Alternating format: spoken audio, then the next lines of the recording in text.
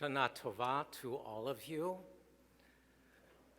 According to my reckoning, this is my 28th High Holy Day season at Temple Israel. It's my 37th since my ordination as a rabbi, and almost every year that I can remember, I've spoken about Israel. When I do so, I never expect everyone to agree with me. I often don't even agree with myself. For those who look forward to my remarks about our people's nation state, you won't be disappointed. For those who would prefer I speak about something else, anything else, you will only be partially satisfied. I confess that for me, conceiving, writing, and delivering sermons on Israel is difficult and gut-wrenching, and I'm afraid that this year is no exception. Some rabbis regard Israel as a discrete topic that has nothing to do with their congregants, and that there are other more pressing issues of the day, and so they don't discuss it. Other rabbis realize that Israel raises such strong emotions for their communities that they avoid the subject altogether because they don't want to upset anyone. Please know that I don't enjoy upsetting people either, but on the High Holy Days, that's what we're supposed to do as Jews, to become upset with aspects of our lives and the world, and especially the Jewish world. Tradition calls upon us to confront our most difficult challenges on this day. If we're not upset, then we're not in line with the purpose of this season. The primary theme of my remarks today concerns the new American civil rights movement called Black Lives Matter, otherwise known as BLM. And I want to focus on 2 points: the Black Lives Matter civil rights agenda and its views on Israel. I'm drawn to speak about this today because though Black Lives Matter was formed as a movement 3 years ago after the police killing of Michael Brown in Ferguson, Missouri in early August of this summer, 70 African American organizations published the Movement for Black Lives Matter platform, a 40,000-word document representing thousands of African Americans across the country who had come together to articulate a common vision and agenda. I'm curious, how many of you have read the entire document? Anybody? It's online. You can read it. I've read it twice. This platform does not necessarily, however, represent all African Americans, and that needs to be understood. Nor do all those who have signed on to it agree with everything in it. The African American community is no more monolithic than is the American Jewish community, but more about that later. The name of the movement, Black Lives Matter, however, according to the veteran civil rights activist Ruby Sales, has always been the cry of African Americans since enslavement, and as a response in a society in which Black lives were property and didn't matter. The specific platform of this movement is a crushing indictment of American white society and institutions. It condemns racism, overt and covert, in healthcare, police and criminal justice, education, employment, income disparity, banking, business, and housing. It describes the systemic range of injustices committed in this country, not only against people of color, but also against women, the LGBTQ community, and the poor. It represents more than 40 policy recommendations, including an overhaul of our criminal justice system and prisons, the decriminalization of Black youth, opposition to the death penalty, reparations for slavery to the African American community, specifically in the areas of healthcare and higher education. The platform shines a light on what so many African Americans experience every day in America. Black children, women, and men can do everything right and still get shot in the streets for no reason. Nothing, not education and not a good job, protects Blacks from beatings, arrests, and in some cases, death. It says that disparities in the treatment of whites and Blacks exist everywhere. African Americans are profiled, followed around in department stores, stopped by police in their cars at a rate 5 times as frequently as whites. It's true that many of us in this community, especially those of us who don't have children of color, don't know what it's like to be parents who are terrified that their children will be beaten or shot when they leave the house each morning for school. Though the LAPD and other police departments around the country, and I'm thinking particularly of Miami and Dallas, have made great strides to diversify their forces, increase community policing, sensitize their officers to engage with all people as people, and exercise restraint, still peoples of color are more vulnerable than whites. Did you know that 11.1% of the American Jewish community is Jews of color, including Asian, Latino, and blacks? And this doesn't count Mizrahim and Sephardim, who are Jews from Asia and the Arab world, who are darker in skin, who constitute 20% of the American Jewish community. That's 31%, one could say, are people of color in the American Jewish community. Many in our community are married to people of color as well. In a word, people of color are us, and we are them, and we need each other. Of course, America has come a long way since the 1965 Civil Rights Act. We've elected our first African-American president. Far more African-Americans vote today than did 50 years ago. Since the 2012 elections, when many states tried to restrict voter registration, targeting people of color, the courts struck them down, not only because there's virtually no evidence of the fraud that those states claim to be addressing, but because the courts recognized those efforts as voter suppression based in racism and targeting of minority communities. The effort to restrict voting despite court victories continues in many places. The Religious Action Center of Reform Judaism, through the Nitzavim Project, is in partnership with the NAACP, the Lawyers Committee for Civil Rights Under Law, and the PICO National Network to protect the right to vote this election year. We at Temple Israel are taking part locally in partnership with the Blessed Sacrament Church in Hollywood on Sunset Boulevard. By all historic measures, contrary to the claims of one presidential candidate, our cities are safer than they've ever been, though some cities around the country have suffered an increase in the murder rate and crime rate. In most places, that rate is down. The state of the African American community is not on the verge of the apocalypse. There are more middle and upper middle class African Americans and are more represented in the professions, business, the arts, entertainment, politics, government, and diplomacy than at any time in American history, despite the stubborn scourge of racism. Nevertheless, there are still so many blacks locked into poverty, estimated at around 25% of the African American community, and under siege by police. The BLM platform takes the position that there continues to be persistent and institutionalized racism in our country. The platform is a radical and revolutionary document that likely can't be instituted as it is, nor should it.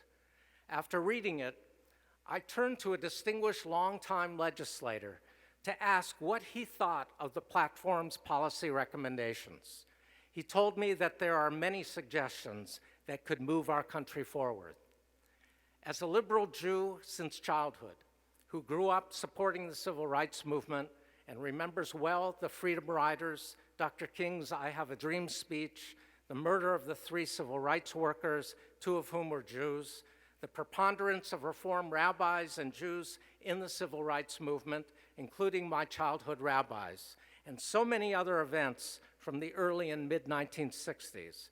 I sympathize with the frustration African Americans feel, and I identify with their hopes. I'm proud of the American Reform movement's role in the civil rights movement. In the early 1990s, Temple Israel was deeply engaged with a Black Baptist church in South Los Angeles before, during, and after the Rodney King verdict and rioting. And I'm proud that our TIOH community has sought consistently to educate and engage our youth and congregants about ways to address the social inequities in American life. Our social justice program, led by Rabbi Josie Hudson and our Vice President of Social Justice, Heidi Siegel, and our Social Justice Task Force, are renewing our synagogue's engagement with communities across lines of faith, race, religion, and class, and we welcome all of your involvement. Through our social justice platform that includes advocacy, action, and education, we at the Temple are focusing on core issues in today's civil rights movement, especially criminal justice reform. Following today's service, I urge you to visit our justice table in the courtyard and read in your High Holy Day brochure about ways you can become involved.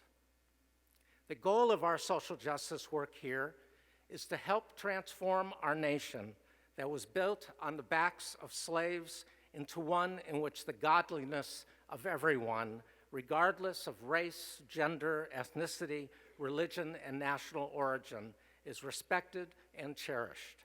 Ours must be a Jewish social theology that has hindsight, insight, and foresight. It needs not be an eyesight, but a we sight, because we Jews ought to understand that whenever we fragment and separate ourselves into silos, our communal sight gets shattered. Now, having said all this, I confess how stunned and deeply upset I was to read the few sentences in the Black Lives Matter platform section called Invest, Divest. There it says, the United States justifies and advances the global war on terror via its alliance with Israel, and is complicit in the genocide taking place against the Palestinian people. Israel is an apartheid state. I'm going to read that again, because I was reading all of the rest of it, and then I got to this portion. The United States justifies and advances the global war on terror via its alliance with Israel, and is complicit in the genocide taking place against the Palestinian people. Israel is an apartheid state. I understand that this movement has tried to link its struggle with other struggling peoples, but to charge Israel with genocide and apartheid? Not only are both characterizations false, they're slanderous of the state of Israel and the Jewish people as a whole. The so-called apartheid wall, which constitutes only 5% of its entire length, the other 95% is actually a fence, was built after the horrific terrorist attacks in 2002. I was in Jerusalem during March of that year, the worst month of violence in the Second Intifada. Bombs were exploding all over Jerusalem. I walked by the Moment Cafe in West Jerusalem only an hour before it was blown up, murdering and maiming dozens of young Israelis. The security fence was built for one reason and one reason alone: to stop terrorists from entering from the West Bank into Israel to kill Jews. The fence has admittedly caused problems for many Palestinians, including making their travel difficult, expanding Israel's territory inside the Green Line, separating some farmers from their fields, and boxing in some Palestinian homes. But the fence has saved Jewish lives, and thus is, in my view, a necessary evil. The designer and builder of the fence told 20 of us from Temple Israel a few years ago when he took us on a tour of it in the Jerusalem area that he hoped to be the one who takes down every link and every cement section when a two-state resolution of the conflict at last comes and there's peace between Israel and the Palestinians. Halavai. Israel is not an apartheid state, though there are injustices perpetrated by the Israeli military administration in the occupied West Bank. I've spoken and written about these injustices for years. They include unwarranted humiliation of Palestinians, theft of Palestinian land designated for Jewish settlements, nightly military searches in people's homes, routine arrests of suspected terrorists, home demolition of families of terrorists, injuries and deaths of Palestinians. There's much blame to be shared in this quagmire by both Israel and the Palestinians. Abba Eban was right when he observed decades ago that the Palestinians never miss an opportunity to miss an opportunity in coming to a two states for two peoples end of conflict agreement, which is the only way Israel will remain democratic and Jewish, and the only way the Palestinians will gain sovereignty and their national dignity. This was the whole purpose of Shimon Peres's life, and I pray that with his death, we don't lose this possibility. 6 years ago, in an open letter to Bishop Desmond Tutu, who had pinned the apartheid label on Israel, the South African Chief Rabbi Warren Goldstein wrote to him saying, "Unlike the apartheid policies of the former South Africa, Israel has no Population Registration Act, no Group Areas Act, no Mixed Marriages and Immorality Act, no Separate Representations of Voters Act, no Separate Amenities Act, no pass laws or any of the myriad apartheid laws. To the contrary, Israel, inside the Green Line, is a vibrant liberal democracy and accords full political, religious, and other human rights to all its peoples, including its more than 1 million Arab citizens, many of whom hold positions of authority, including that of cabinet minister, member of parliament, and judge at every level, including that of the Supreme Court. All citizens vote on the same role in regular multi-party elections. There are Arab parties and Arab members of other parties in Israel's parliament. Arabs and Jews share all public facilities, including hospitals and malls, buses, cinemas, and parks, universities, and cultural venues. We need to remind our African American partners in our shared struggle for justice in America of the falsehood of the charges against Israel. At the same time, we have to acknowledge to ourselves and to them that within the Green Line, Palestinian Israeli citizens do not yet share the same benefits and rights that Israeli Jewish citizens enjoy, such as equal access to government funds and services, and the right to live anywhere in the state of Israel. The Prime Minister and President of Israel are both committed to righting that inequity. For those Palestinians living in the West Bank, their fight is very different from that of Israeli Palestinian citizens. Theirs is and has always been one against occupation. We Jews may not like that claim, but it's a legitimate one, born of a century of neglect by Arab and world powers who callously use the local Arab population as game pieces on a shifting board of changing geopolitical aims. We're coming up on the 50-year anniversary of the Six-Day War, the reunification of Jerusalem, and the beginning of the West Bank occupation. There's no doubt that keeping residents in occupation has had a corrupting moral influence on them, on Israeli troops who served in the West Bank, and upon Israel as a whole. 50 years ago, soon after the '67 war ended, with Israel's remarkable victory and conquest of massive amounts of Arab territory, retired Prime Minister David Ben-Gurion said to government leaders of his own Labor Party, "Return the occupied territory immediately. Even if no one wants it back, return it." The foundational Zionist dream did not envision the Jewish people becoming military occupiers, nor did the founding generation anticipate the corrosive effects that occupation would have both upon the Arabs and the Jews. That's the true history. Why does the Movement for Black Lives Forum ignore it? Why do they support the boycott, divestiture, and sanctions, BDS movement against Israel?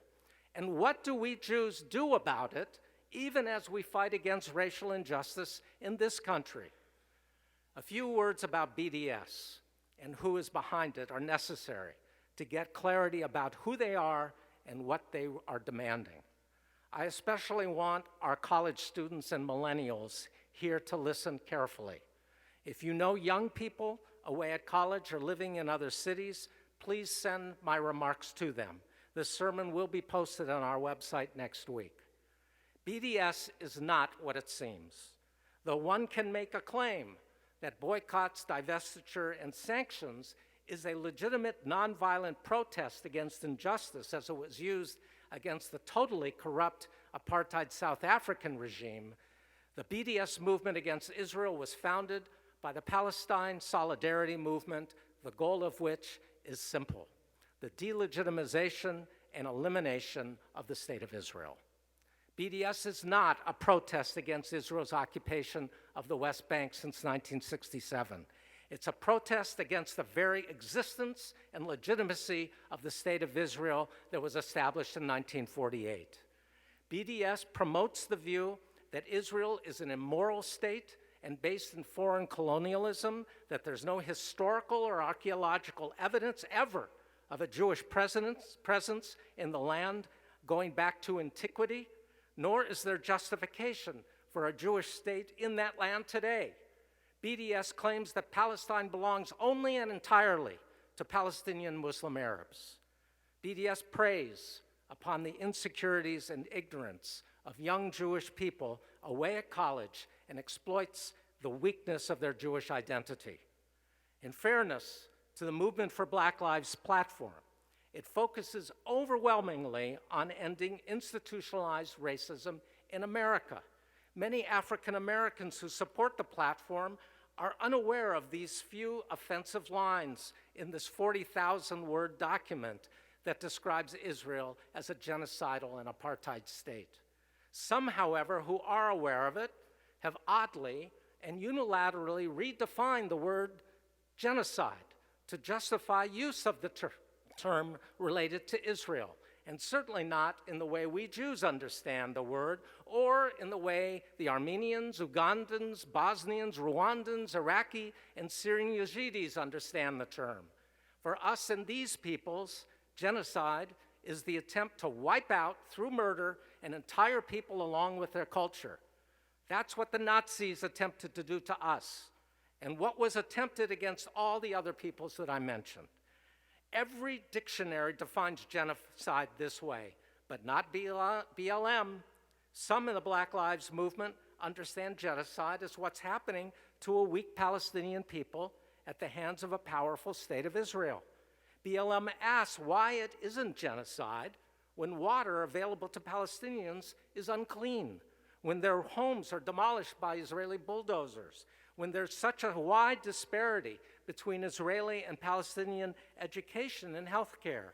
Never mind that Israel has set up an underground clinic on the Israeli side of the Syrian border to treat Syrian refugees injured in that horrific war, and that every Israeli hospital treats Jews and Palestinians alike.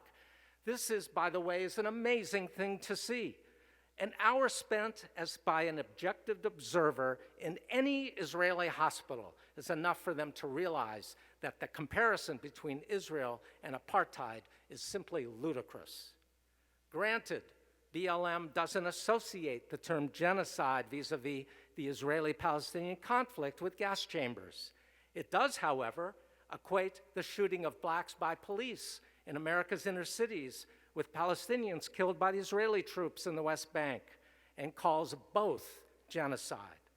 What's remarkable is that the Movement for Black Lives Matter platform ignores entirely the incitement to violence that Palestinians take against Israelis. It ignores Palestinian terrorism, Hamas rocket attacks on Israeli civilians, and the threat of a complex web of tunnels running out of Gaza and out of southern Lebanon into Israel that have been constructed with a small fortune for Arab terrorists to infiltrate Israel, kill and kidnap Israelis in the next war. The platform ignores context and history in the Middle East. The BLM authors suggest that though Israel only occupies a few sentences in a very long document, that you can't be pro-Israel and pro-Black Lives Movement. This is a serious challenge for us Jews. Perhaps here is a way for us to find common ground.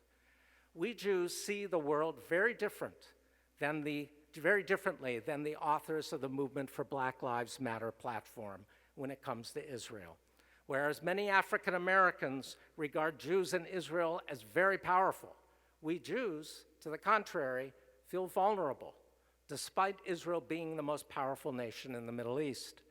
African Americans feel the same vulnerability in this country. That empathy for each other's history could be an important bridge that brings our two communities together. And so, what ought we Jews to do about the dissonance between the Movement for Black Lives platform and our love and support for Israel? First, we have to continue to engage and re-engage in the fight against racial injustice in this country. We can't do what many American Jewish organizations have done, turn away. We need to pause and reflect and remember that it's our moral duty as Jews to be on the side of the oppressed. We need to re-emphasize our commitment to racial justice, even as we call out anti-Semitism and anti-Israel sentiment in the African American community. To be part of the solution also requires us Jews to do our own inner work, to evaluate our own internal biases, to reflect on how we ourselves might hold stereotypical attitudes and expectations of people of color, to recognize that many of us have skin color privilege and advantage in this country, and to accept our responsibility to help dismantle institutional racism. I challenge the African American community to do the same in its attitudes towards us Jews and the State of Israel, to look at their own biases and stereotyping of us, and to learn more about Israel itself, its history, its true history, and its people.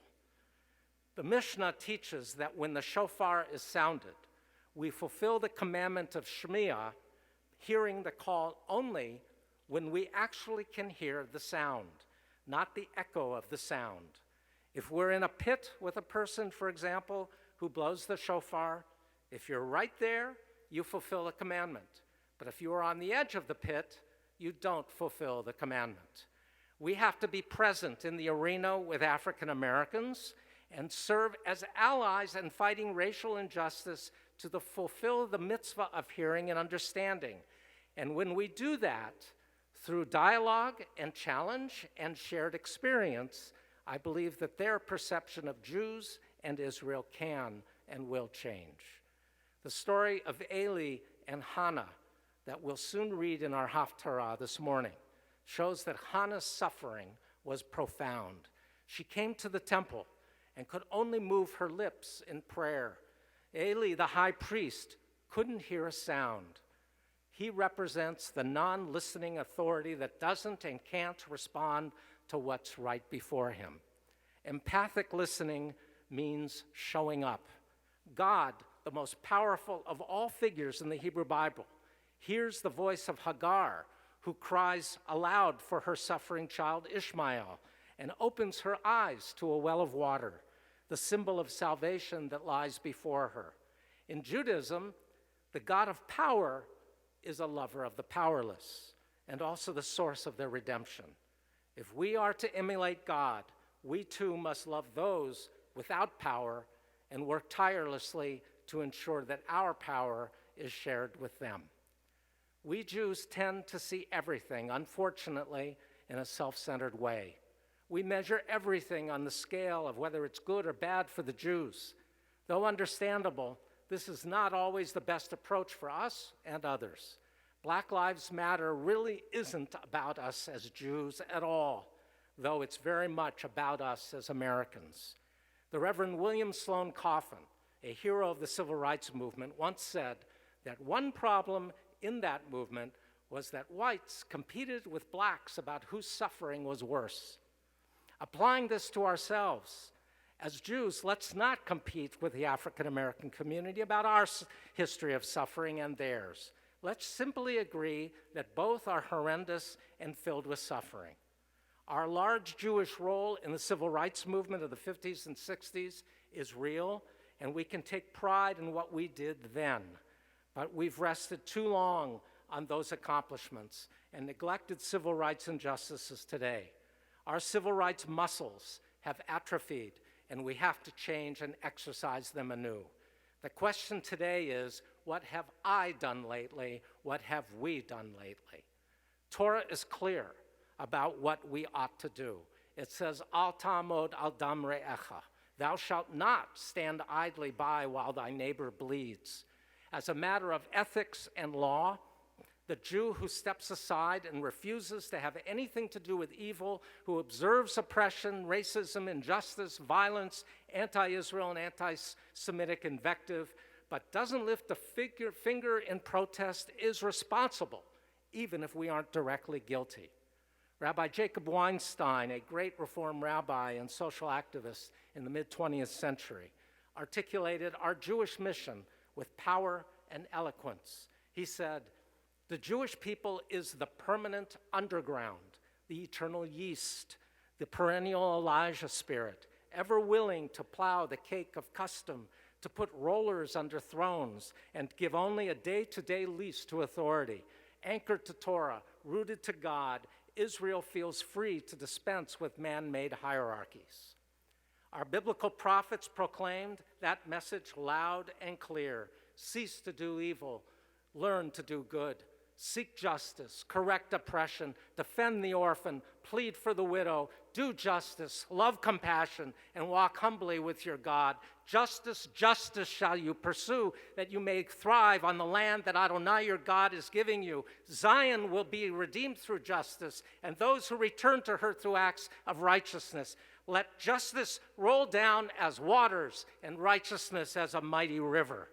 Justice is our mission, and compassion our purpose as Jews, to be ordinary people doing extraordinary things, to be activists for the good, to stand in solidarity with the powerless, to act from conscience, and to bring healing to our land. May it be so. Amen.